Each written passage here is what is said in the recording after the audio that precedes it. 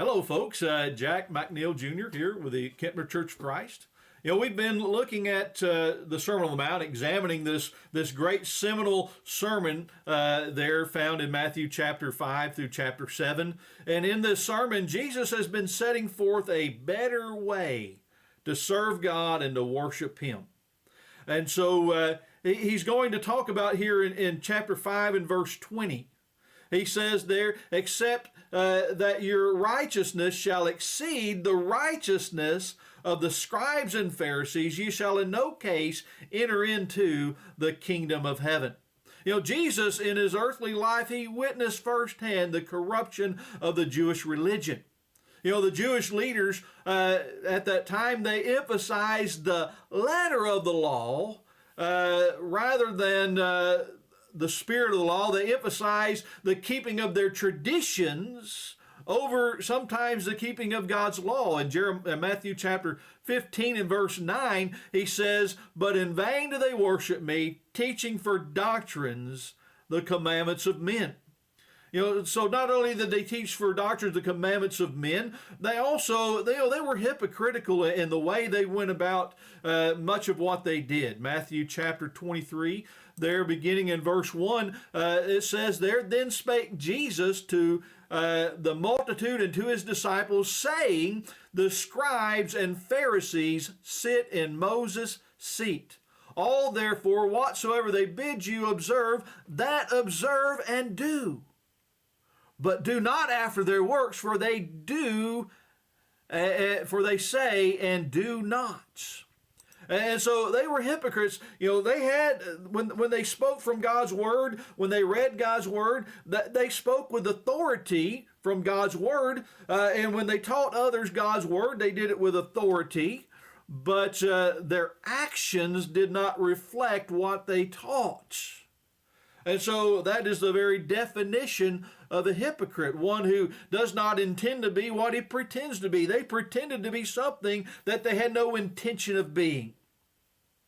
And in keeping of their letter of the law, they omitted the weightier matters of the law. Matthew chapter 23, verse 23, he says there, "Woe unto you, Pharisees, scribes and Pharisees, hypocrites, for ye pay tithe of mint and anise and cumin, and have omitted the weightier matters of the law, judgment, mercy, and faith. These ought ye to have done, and not leave the other undone. Ye blind guides which strain at a gnat and swallow a camel."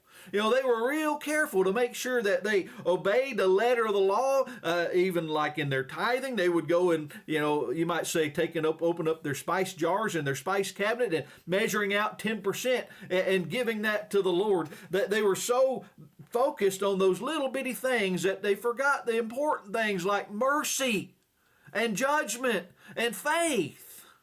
And so they omitted those weightier matters. Really, they were self-righteous.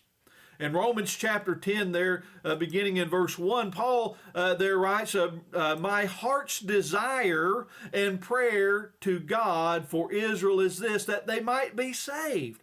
For I bear them record that they have a zeal for God, but not according to knowledge.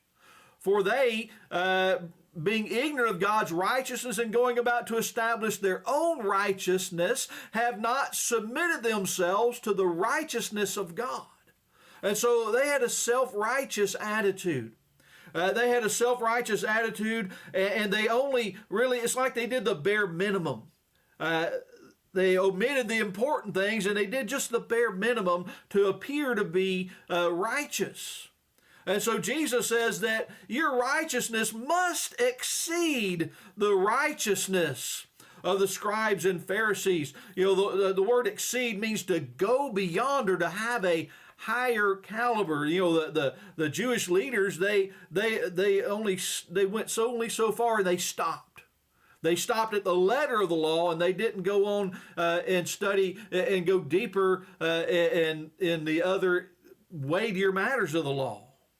And so, our righteousness must not be simply keeping the letter of law, but also the spirit of the law.